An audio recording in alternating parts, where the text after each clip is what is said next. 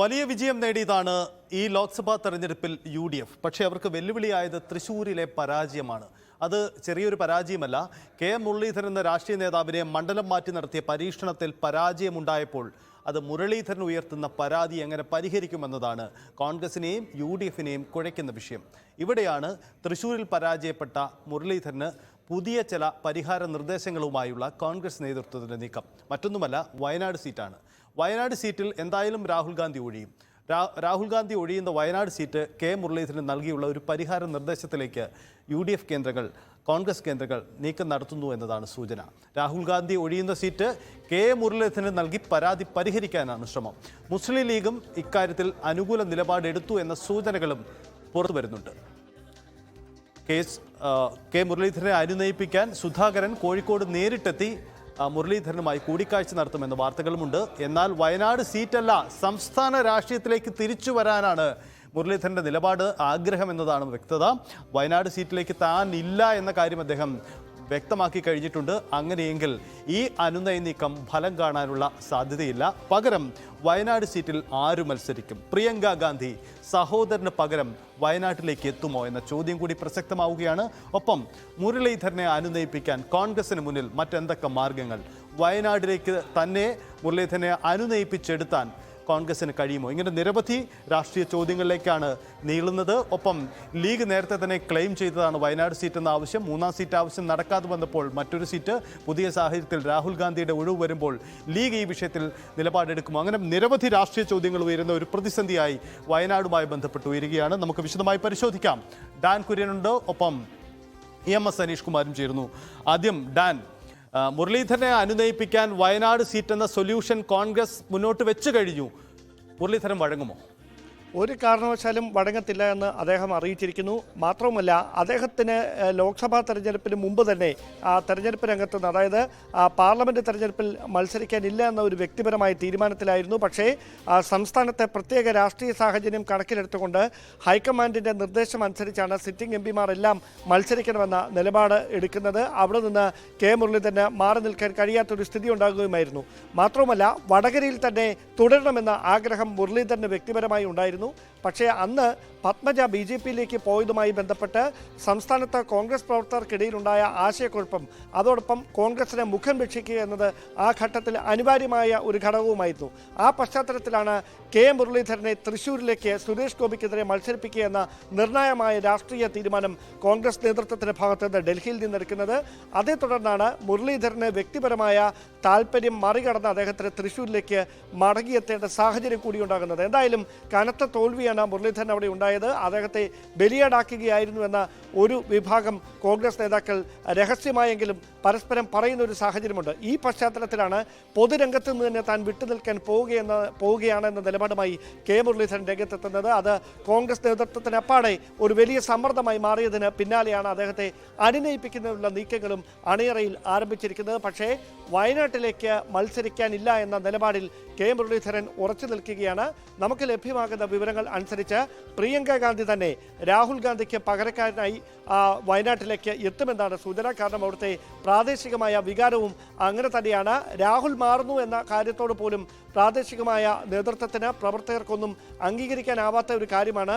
അപ്പോൾ മറ്റ് പ്രവർത്തകർക്കിടയിൽ സ്വാധീനമുണ്ടാക്കാൻ കഴിയുന്ന, പൊതുവികാരത്തിന് എതിരല്ലാത്ത ഒരാൾ വേണം അവിടേക്ക് മത്സരിക്കാൻ. അങ്ങനെയാണെങ്കിൽ പകരക്കാരനായി എത്തേണ്ടത് എന്ന് തന്നെയാണ് കോൺഗ്രസിൻ്റെ ജില്ലാ നേതൃത്വത്തിൻ്റെയും പ്രാദേശിക നേതൃത്വങ്ങളുടെയും ഒക്കെ അഭിപ്രായം. ആ പശ്ചാത്തലത്തിൽ പ്രിയങ്ക ഗാന്ധിക്ക് തന്നെയായിരിക്കും മുൻതൂക്കം. എന്തായാലും മുരളീധരനെ അനുനയിപ്പിക്കാനുള്ള നീക്കത്തിൻ്റെ ഭാഗമായി വയനാട് സീറ്റ് നൽകുക എന്ന കാര്യം വിരളമായ ഒരു സാധ്യത മാത്രമാണ് നിലവിൽ. അദ്ദേഹം അക്കാര്യം KPCC അധ്യക്ഷൻ ഇന്ന് അദ്ദേഹത്തിൻ്റെ വസതിയിലെത്തും വൈകുന്നേരം എന്നാണ് അറിയിച്ചിരിക്കുന്നത്. അങ്ങനെയാണെങ്കിൽ അദ്ദേഹത്തെയും നേരിട്ട് തന്നെ ഇക്കാര്യം അറിയിക്കും.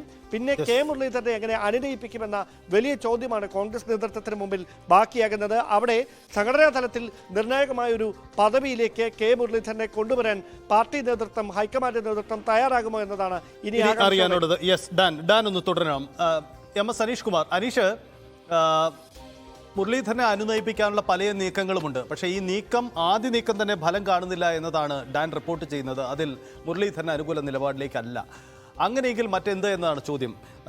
അനീഷ, ഇതിൽ പ്രധാനമാവും ലീഗിൻ്റെ നിലപാട് വളരെ സുപ്രധാനമാണ്. കാരണം 3ാം സീറ്റ് എന്ന ആവശ്യം ലീഗിന് നേരത്തെ ഉണ്ടായിരുന്നതാണ്. പകരം അത് നടക്കാതെ പോയപ്പോൾ വയനാട് ഇപ്പോൾ പ്രത്യേക സാഹചര്യത്തിൽ ഒഴിവ് വരുന്നു. അവിടെ സ്വാഭാവികമായ ഒരു ക്ലെയിം ലീഗിന് ഉന്നയിക്കാവുന്നതാണ്. അത്തരം ക്ലെയിമിനപ്പുറം മുരളീധരനെ വേണേ പരിഗണിച്ചുകൂടെ എന്നൊരു നിർദ്ദേശം ലീഗിൽ നിന്ന് തന്നെ ഉയർന്നു കഴിഞ്ഞിട്ടുണ്ടോ? അത്തരമൊരു നിർദ്ദേശം വന്നാൽ അത് മുരളീധരനും അക്സെപ്റ്റ് ചെയ്യുമോ? അത്തരം സമ്മർദ്ദ നീക്കങ്ങളൊക്കെ നടക്കുന്നുണ്ടോ? മുരളീധരൻ അതിനപ്പുറത്തേക്ക് താൻ വയനാട്ടിലേക്കില്ല എന്നൊരു നിലപാടെടുത്തിട്ട് പിന്നീട് വഴങ്ങുക, അത്തരം നീക്കങ്ങളും നമ്മൾ പ്രതീക്ഷിക്കണോ?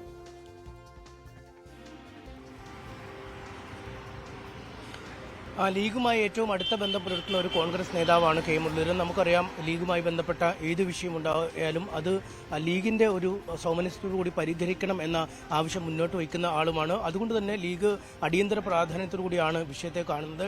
ഇന്നലെ തന്നെ ഡൽഹിയിലെത്തിയ P K Kunhalikutty KC Venugopal ഇക്കാര്യത്തിൽ ചർച്ച നടത്തി കഴിഞ്ഞിരിക്കുന്നു. വയനാട് സീറ്റ് മുരളീധരന് നൽകണമെന്ന രീതിയിൽ തന്നെയാണ് ലീഗ് ആവശ്യം ഉന്നയിച്ചതെന്നാണ് നമുക്ക് മനസ്സിലാക്കാൻ കഴിഞ്ഞത്. എന്തായാലും കോൺഗ്രസിലും അത്തരത്തിലൊരു ധാരണയിലേക്ക് കാര്യങ്ങൾ നീങ്ങുന്നു. കാരണം റായ്ബറേലി വളരെ ശ്രമകരമായ പോരാട്ടത്തിനൊടുവിൽ രാഹുൽ ഗാന്ധി തിരിച്ചുപിടിച്ച മണ്ഡലമാണ്. ഒപ്പം ഉത്തർപ്രദേശിൽ പൊതുവെയും വലിയ നേട്ടമുണ്ടാക്കാൻ പാർട്ടിക്ക് കഴിഞ്ഞു. അതുകൊണ്ട് ഹിന്ദി ഹൃദയഭൂമിയിൽ നിന്ന് രാഹുൽ മടങ്ങേണ്ടതില്ല എന്നൊരു വികാരം കോൺഗ്രസിലുണ്ട്. അങ്ങനെയെങ്കിൽ വയനാട് ഉറപ്പായും ഒരു ഉപതെരഞ്ഞെടുപ്പിലേക്ക് നീങ്ങും. അതുകൊണ്ട് കാര്യമായ ബുദ്ധിമുട്ടുകളില്ലാതെ മുരളീധരന് ജയിച്ചു വരാൻ പറ്റിയ ഒരു മണ്ഡലമാണ്. സ്ഥാനാർത്ഥിയായി ഒന്ന് നിന്ന് തന്നാൽ പോലും ലീഗിനും കോൺഗ്രസിനുമൊക്കെ അനായാസം മുരളീധരനെ ജയിപ്പിച്ചെടുക്കാൻ കഴിയുകയും ചെയ്യും. പക്ഷേ നമുക്കറിയാം, ഈ ലോക്സഭാ തെരഞ്ഞെടുപ്പിന്റെ പ്രഖ്യാപനത്തിനൊക്കെ മുമ്പ് തന്നെ മുരളീധരൻ തന്റെ തീരുമാനം ഒരു വട്ടം ഈ വസതിയിൽ വെച്ച് പ്രഖ്യാപിച്ചതാണ്. നമുക്കറിയാം, എല്ലായ്പ്പോഴും തുറന്നു കിടക്കുന്ന, മാധ്യമങ്ങൾക്ക് എപ്പോഴും അകത്തേക്ക് കയറാൻ സ്വാതന്ത്ര്യമുള്ളൊരു വീടാണ്. പക്ഷേ ഇന്നലെ മുതൽ ഈ വീട് ഏതാണ്ട് മിക്കവാറും സമയങ്ങളിൽ അടച്ചു കിടക്കുകയാണ്. ഒപ്പം ജില്ലയിലെ മുതിർന്ന കോൺഗ്രസ് നേതാക്കൾക്കോ സംസ്ഥാന ഘടകത്തിലുള്ള നേതാക്കൾക്കോ പോലും മുരളീധരനെ ഫോണിൽ ലഭ്യമാവാത്ത അവസ്ഥ. കെ സുധാകരൻ KPCC പ്രസിഡന്റ് പലവട്ടം അദ്ദേഹവുമായി ഫോണിൽ സംഭാഷണം നടത്താൻ ശ്രമിച്ചെങ്കിലും അതിന് വഴങ്ങാൻ നിൽക്കുന്ന സാഹചര്യം. ഇത്തരമൊരു സാഹചര്യത്തിൽ KPCC പ്രസിഡന്റ് തന്നെ നേരിട്ട് ഇവിടേക്ക് എത്തി അദ്ദേഹത്തെ അനുനയിപ്പിക്കാനുള്ള നീക്കങ്ങൾ നടക്കുന്നു. ഉച്ചതിരിഞ്ഞ് അദ്ദേഹം ഇവിടേക്ക് എത്തും. കണ്ണൂരിലെ 1-2 പരിപാടികളിൽ പങ്കെടുത്ത ശേഷം മുരളീധരനെ കാണാനായി എത്തുന്ന ഒരു സാഹചര്യം. എന്തായാലും ഇത്തരത്തിലാണ് സാഹചര്യം നിൽക്കുന്നത്. ഞാൻ നേരത്തെ പറഞ്ഞതിന്റെ ബാക്കി പറഞ്ഞാൽ, വയനാട് സീറ്റ് എന്ന പ്രധാന പോയിന്റിലേക്ക് എത്തി ലോക്സഭ ഏത് വിധേനയാണോ അദ്ദേഹത്തിന് ഇത്തവണ ലോക്സഭയിലേക്ക് പോകാൻ കഴിയാതെ വന്നത്, അതേ ലോക്സഭയിലേക്ക് തന്നെ മുരളിയെ വലിയ പോരാട്ടമില്ലാതെ എത്തിക്കാവുന്ന ഒരു വാഗ്ദാനമാണ് കോൺഗ്രസ് നൽകുന്നത്. പക്ഷേ മുരളീധരൻ അതിൽ വഴങ്ങില്ല. കാരണം ലോക്സഭാ തെരഞ്ഞെടുപ്പിന് മുമ്പ് തന്നെ അദ്ദേഹം ഒരു കലാപക്കൊടി ഉയർത്തിയിരുന്നു. താൻ ഇനി മത്സരത്തിലേക്കില്ല എന്ന പ്രഖ്യാപനം ഈ വീട്ടിൽ വെച്ച് അദ്ദേഹം നൽകി. കരുണാകരന്റെ സ്മൃതി കുടീരം നിർമ്മിക്കുന്ന അടക്കമുള്ള കാര്യങ്ങളിൽ, അല്ലെങ്കിൽ കരുണാകരന്റെ സ്മാരകം നിർമ്മിക്കുന്ന അടക്കമുള്ള കാര്യങ്ങളിൽ കോൺഗ്രസ് നേതൃത്വം കാര്യമായൊരു ശ്രദ്ധ പതിപ്പിക്കുന്നില്ല. അതുകൊണ്ട് സ്മാരക നിർമ്മാണം അടക്കമുള്ള കാര്യങ്ങളിൽ ശ്രദ്ധ കേന്ദ്രീകരിക്കുന്നതിനായി താൻ താൽക്കാലികമായി പ്രധാന രാഷ്ട്രീയ ഉത്തരവാദിത്തങ്ങളിൽ നിന്നും മാറുന്നുവെന്ന് അദ്ദേഹം പ്രഖ്യാപിച്ചിരുന്നു. അതിനുശേഷമാണ് വയനാട്ടിലെ ശിബിരത്തിൽ സിറ്റിംഗ് MP-മാർ പങ്കെടുക്കണമെന്നും ഹൈക്കമാൻഡ് നിശ്ചയമായും മുരളീധരൻ മത്സരരംഗത്ത് ഉണ്ടാവണമെന്നും അദ്ദേഹം അറിയിക്കുകയും ചെയ്തു. അതിനുശേഷം KK ശൈലജ ടീച്ചർ മത്സരരംഗത്തെത്തിയപ്പോൾ ഒരു ചെറിയ വിമുഖത അദ്ദേഹം പ്രകടിപ്പിക്കുകയും ചെയ്തു. കാരണം വടകരയിൽ മത്സരിക്കാനൊന്നും ആരും ആവശ്യക്കാരില്ല, അതുകൊണ്ട് താൻ തന്നെ തുടരുമെന്ന രീതിയിലൊക്കെ അദ്ദേഹം പറയുകയും ചെയ്തു. ഇതിനുശേഷമാണ് പത്മജ BJPയിലേക്ക് പോകുന്ന അസാധാരണമായ സാഹചര്യം ഉണ്ടാവുകയും തൃശ്ശൂരിൽ മുരളീധരൻ മത്സരിച്ചാൽ ഒരുപക്ഷെ സുരേഷ് ഗോപിയിൽ നിന്ന് മണ്ഡലം പിടിക്കാൻ കഴിയുമെന്നൊരു പ്രതീക്ഷ വരികയും ചെയ്തു. പക്ഷേ അദ്ദേഹത്തിന്റെ കണക്കൂട്ടിലും പാർട്ടിയുടെ കണക്കൂട്ടിലും തെറ്റുകയും ചെയ്തു. എന്തായാലും പാർട്ടിക്കായി ചാവേറായി പോയ ആളാണ്. ഇതിനു മുമ്പും പാർട്ടിക്കായി ഇത്തരം ദൗത്യങ്ങൾ താൻ നിർവഹിച്ചിട്ടുണ്ട്. പക്ഷേ ഇത്തവണ തന്നോട് വലിയ ദ്രോഹമാണ് ആ പാർട്ടി ചെയ്തതെന്നൊരു വിലയിരുത്തൽ, അല്ലെങ്കിൽ ഒരുപക്ഷം നേതാക്കൾ ചെയ്തതെന്നൊരു വിലയിരുത്തൽ മുരളീധരനുണ്ട്. അതുകൊണ്ട് വയനാട് സീറ്റിനേക്കാൾ ഒക്കെ ഉപരി KPCC പ്രസിഡന്റ് സ്ഥാനം എന്ന ഒറ്റ പോയിന്റിലേക്കാണ് മുരളി നീങ്ങുന്നതെന്നാണ് നമുക്കിപ്പോൾ വിവരം ലഭിക്കുന്നത്. കേവലം ഇത് മുരളിയുടെ ഒറ്റപ്പെട്ട നീക്കം മാത്രമല്ല, കോൺഗ്രസിലെ A ഗ്രൂപ്പ് അടക്കമുള്ളവരുടെ പിന്തുണ ഈ നീക്കങ്ങൾക്ക് മുരളിക്ക് പിന്നിലുണ്ട് എന്നാണ് മനസ്സിലാക്കാൻ കഴിയുന്നത്. സ്വാഭാവികമായും ഹൈക്കമാൻഡിന് ഒരുപക്ഷെ മുരളിയുടെ ഈ തീരുമാനത്തോട് വഴങ്ങേണ്ടി വരും. അങ്ങനെയെങ്കിൽ തിരുവനന്തപുരത്തെ വട്ടിയൂർക്കാവുന്ന തന്റെ പഴയ തട്ടകത്തിലേക്ക് മടങ്ങിയെത്തുകയും അവിടെ നിന്ന് നിയമസഭയിലേക്ക് എത്തി സംസ്ഥാന രാഷ്ട്രീയത്തിൽ തന്റെ അജയ്യത ഒരിക്കൽ കൂടി ഉറപ്പിക്കാനുള്ള ഒരു നീക്കത്തിലേക്ക് മുരളി കടക്കുന്നെന്നാണ് മനസ്സിലാക്കാൻ കഴിയുന്നത്. അതുകൊണ്ട് അനീഷ ഒന്ന് തുടരുക, നമുക്ക് അനീഷിലേക്ക് തന്നെ വരാം. ചില കാര്യങ്ങൾ കൂടി അറിയണം. സജീവൻ, മുതിർന്ന മാധ്യമ പ്രവർത്തകൻ നമുക്കൊപ്പമുണ്ട്. ശ്രീ സജീവൻ, കെ മുരളീധരനെ അനുനയിപ്പിക്കാൻ വയനാട് സീറ്റ് എന്ന സൊല്യൂഷൻ എന്നൊരു ഫോർമുല ഒരു ബദൽ മാർഗം കോൺഗ്രസ് മുന്നോട്ട് വയ്ക്കുന്നു. പക്ഷേ വയനാട് സീറ്റിൽ എന്ന ആവശ്യം മുരളീധരൻ വഴങ്ങുന്നില്ല. അദ്ദേഹത്തിന് അത് താല്പര്യമില്ല എന്നതാണ് അദ്ദേഹവുമായി ബന്ധപ്പെട്ട് ലഭിക്കുന്ന സൂചനകൾ. മുരളീധരൻ്റെ ലക്ഷ്യം സംസ്ഥാന രാഷ്ട്രീയമാണെങ്കിൽ KPCC അധ്യക്ഷ പദവി കെ സുധാകരൻ ഇപ്പോൾ അദ്ദേഹം MP കൂടിയാണ്. സ്വാഭാവികമായും അദ്ദേഹത്തിന് അധ്യക്ഷ സ്ഥാനത്ത് നിന്ന് ഒരുപക്ഷെ മാറേണ്ടി വന്നേക്കാം. അത്തരം സമ്മർദ്ദങ്ങളൊക്കെ ഉണ്ടായേക്കാം. പുതിയ 2 തെരഞ്ഞെടുപ്പ് നേരിടാൻ സംസ്ഥാന നേതൃത്വത്തെ തയ്യാറെടുപ്പിക്കേണ്ടതുണ്ട്. ഇത്തരം സാഹചര്യങ്ങളൊക്കെ കണക്കിലെടുത്തുകൊണ്ട് മുരളീധരന് മുന്നിൽ KPCC അധ്യക്ഷ പദവി വീണ്ടും എന്ന ഒരു സാധ്യത മുന്നിലുണ്ടോ? അത് തന്നെയാണോ മുരളീധരൻ ലക്ഷ്യമിടുന്നത്?